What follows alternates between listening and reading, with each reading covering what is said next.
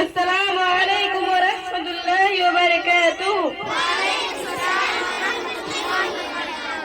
الحمد للہ رب العالمین والصلاة والسلام على سید المرسلین وعلى آلہ وصحبہ اجمعین، اما بعد، قال اللہ تعالی اعوذ باللہ من الشیطان الرجیم، بسم اللہ الرحمن الرحیم، ویل لکل ہمزۃ لمزہ۔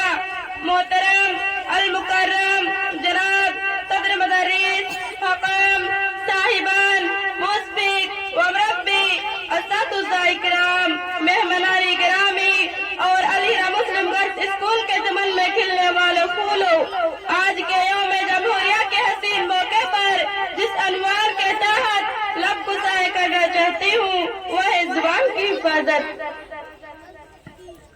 میرے پیارے بہنوں، زبان ہمارے جسم کا ایک ایسا حصہ ہے جو بظاہر تو انتہائی چھوٹا معلوم ہوتا ہے، مگر حقیقت میں اسے ایک زبان سے انسانی و فلاح و کامرانی سے بھی ہمکنار ہو سکتے ہیں اور تباہی و بربادی سے بھی دوچار ہو سکتا ہے۔ اسی زبان کے بدولت بگڑی ہوئی رشتے جڑ جاتے ہیں اور اسی کے سبب آباد گھر ویران ہو جاتے ہیں۔ زبان کی سی اہمیت پیش نظر میں ہماری شریعت میں اس کی حفاظت پر بڑی زور دیا گیا ہے، یہاں تک کہ زبان سے لعن طعن کرنے والے کے اوپر قرآن مجید میں اللہ تعالیٰ نے بربادی اور ویل کا لفظ استعمال کیا ہے۔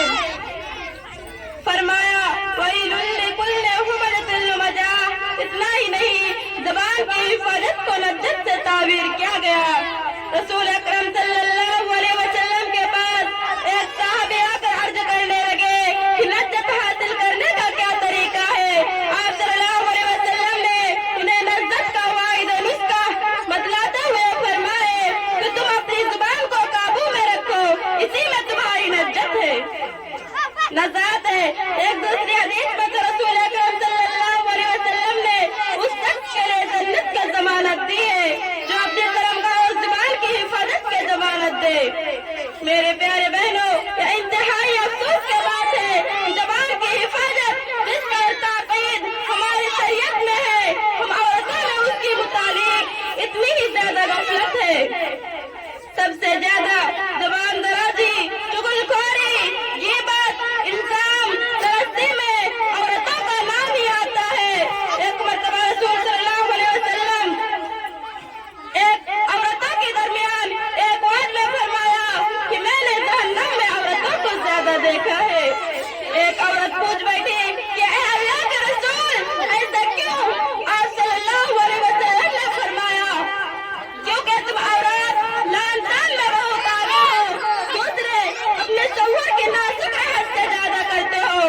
میرے پیارے بہنوں، آج ہم عورتوں کی ایسی کوئی مجلس نہیں ہوتی کہ جہاں دو چار عورتیں اکٹھے ہو اور کسی کی غیبت نہ ہو، کسی کی شکایت نہ بیان کی جائے، کسی کی عیب زوری نہ ہو۔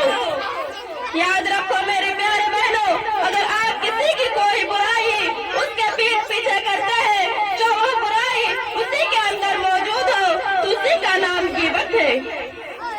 قرآن مجید میں سورہ حجرات میں اللہ تعالیٰ فرماتا ہے وَلَا يَغْتَبْ بَعْضُكُمْ بَعْضًا أَن يُحِبُّ أَحَدُكُمْ أَن يَأْكُلَ لَحْمَ أَخِيهِ مَيْتًا فَكَرِهْتُمُوهُ۔ ایک دوسرے کی غیبت نہ کرو۔ کیا تم میں سے کوئی اپنی مردہ بھائی کی گوشت کھانا پسند کرو گے؟ یقیناً اسے ناپسند کرو گے۔ رسول اکرم صلی اللہ علیہ وسلم کے سامنے حضرت ابوبکر صدیق رضی اللہ عنہ نے کسی غلام کو برا بھلا کہہ دیا، اسی کی کچھ برائیاں بیان کر دی۔ بعد میں جب کھانے کی کوئی چیز آئی تو آپ صلی اللہ علیہ وسلم نے فرمایا ابوبکر تم تو کھا چکے ہو۔ انہوں نے عرض کیا نہیں یا اللہ کے رسول، میں نے تو کچھ نہیں کھایا۔